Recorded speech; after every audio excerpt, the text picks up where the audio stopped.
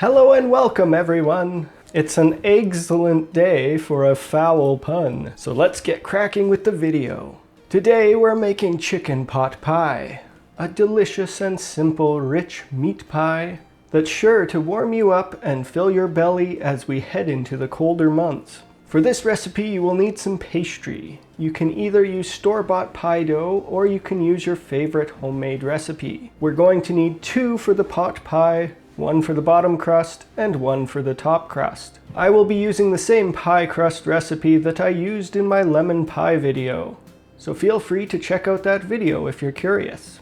For the pot pie you are going to need the following: 2 to 4 large chicken breasts, cooked, then diced. When cooking my chicken breasts, I like to sprinkle them with a bit of salt, pepper, and some dried thyme. Then I sear them on the stove and finish them by roasting them in a 350-degree oven until they are fully cooked. Once they are fully cooked, I dice them up. 2 cups of onions chopped, 2 cups of celery chopped, 2 cups of carrots chopped, 1 garlic clove chopped, 2½ cups of chicken stock, 6 tablespoons of butter, 1/3 of a cup of flour, 1 egg beaten, salt, and pepper. Optionally, you may also want 1/2 cup of cream with a tablespoon of flour mixed in, and a couple sprigs of fresh thyme and some rosemary. This pot pie is packed full of chicken, so I am going to use all 4 chicken breasts. This recipe would also work with turkey if you wanted to make a turkey pot pie instead. In a large pot,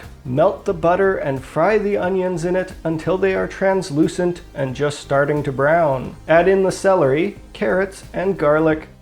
I like to add in some salt and pepper here, then stir well and allow the veggies to cook for several minutes until they become fairly soft and most of the moisture is gone. While the veggies are cooking, bring the stock up to a simmer with the herbs. Once simmering, add in the chicken. Allow this to lightly simmer while working with the other ingredients. When the veggies are ready, sprinkle in the flour and give it a very good stir. Then, while stirring continuously, allow the veggies to cook for 1 to 2 minutes. Then add the stock and chicken to the flour and veggies. Don't forget to remove the herb stalks if you used them. Give everything a good stir and allow it to come to a full boil to thicken. The gravy should be quite thick. When a full boil has been achieved, add in the optional cream and let boil for 1 minute. Then reduce the heat and allow to cook for 5 to 10 more minutes, or until you have your pie shell prepared, whichever takes longer. To prepare our pie crust, we are going to roll out the dough and place it in the pie plate. Then we are going to make sure it's pressed into the plate and no air gaps exist. For the top crust, make sure to roll it out and have it ready for application. For the bottom shell, we are going to coat it with some beaten egg. This egg acts as a barrier of sorts between the filling and the crust, helping to avoid a soggy bottom. Pour the filling into the pie until it is just below the rim.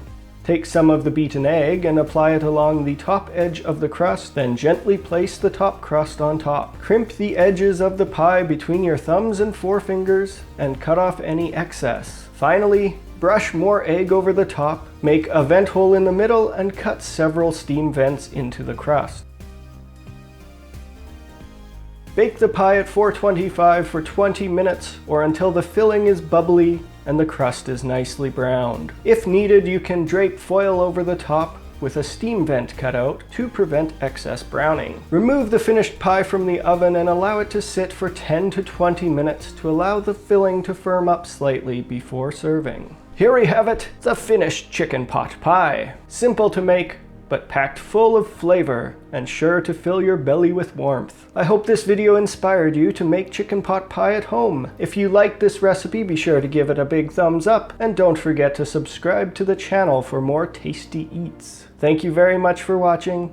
I will see you in the next video.